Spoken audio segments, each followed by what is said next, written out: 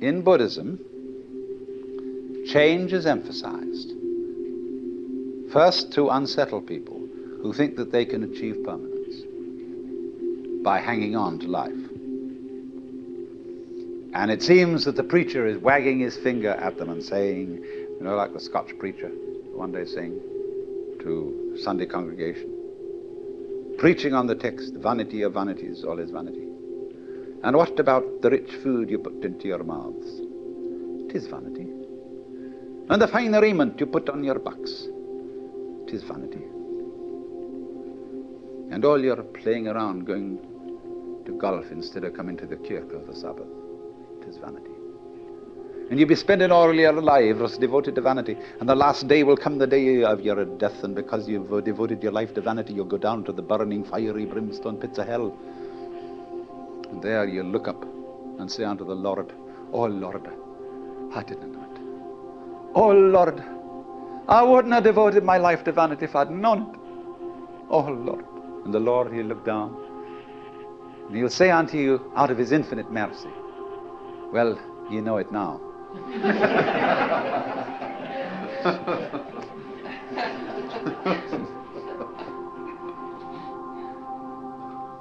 So all the preachers together, you should say, don't cling to this thing.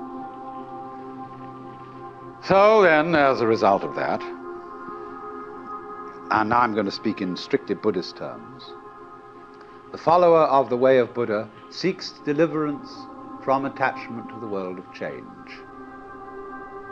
He seeks nirvana, the state beyond change, which the Buddha called the unborn, the unoriginated, the uncreated, and the unformed. But then you see, what he finds out is that in seeking a state beyond change, seeking nirvana as something away from samsara, which is the name for the wheel, he is still seeking something permanent. And so there are, as Buddhism went on, they thought about this a great deal. And this very point was the point of division between the two great schools of Buddhism, which in the south were Theravada, the doctrine of the Thera, the elders, sometimes known disrespectfully as the Hinayana. Yana means a vehicle, a conveyance, a diligence, or a ferry boat. This is a yana. And I live on a ferry boat because that's my job. Then there is the other school of Buddhism called the Mahayana. Maha means great, Hina, little. The great vehicle and the little vehicle. Now, what is this? The Mahayanists say, your little vehicle just gets a few people who are very, very tough ascetics and takes them across the other shore to nirvana. But the great vehicle shows people that nirvana is not different from ordinary life.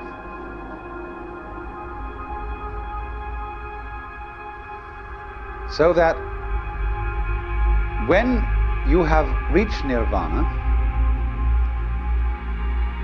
if you think, now I have attained it, now I have succeeded, now I have caught the secret of the universe, and I am at peace, you have only a false peace. You have become a stone Buddha.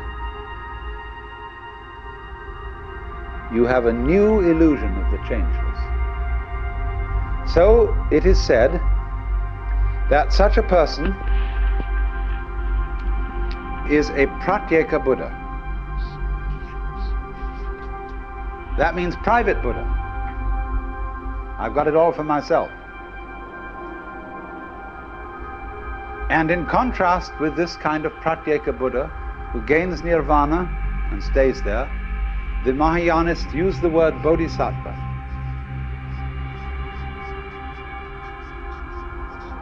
Sattva means essential principle, bodhi, awakening.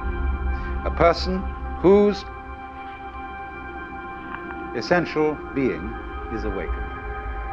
The word used to mean junior Buddha, someone on the way to becoming a Buddha.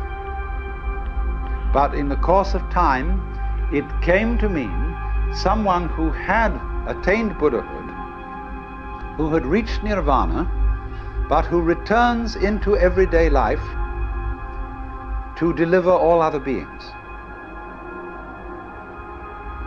This is the popular idea of a bodhisattva, a savior. And so in the popular Buddhism of Tibet and China and Japan, people worship the bodhisattvas, the great bodhisattvas, as saviors. Say the hermaphroditic Kuan Yin. People love Kuan Yin because she, he could be a Buddha, but has come back into the world to save all beings. The Japanese call he, she, Kannon. And they have in Kyoto an image of Kannon with 1,000 arms, radiating like a great aureole all round this great golden figure. And these 1,000 arms are 1,000 different ways of rescuing beings from ignorance. Kannon is a funny thing. I remember one night when I suddenly realized that Kannon was incarnate in the whole city of Kyoto. That this whole city was Kannon. That the police department, the taxi drivers, the fire department, the mayor and corporation, shopkeepers, insofar as this whole city was a collaborative effort to sustain human life, however bungling, however inefficient, however corrupt, it was still a manifestation of Kannon, with its 1,000 arms, all working independently, yet one. So they revere those bodhisattvas as the saviors who come back into the world to deliver all beings. But there is a more esoteric interpretation of this. The bodhisattva returns into the world. That means he has discovered that you don't have to go anywhere to find nirvana. Nirvana is where you are, provided you don't avoid.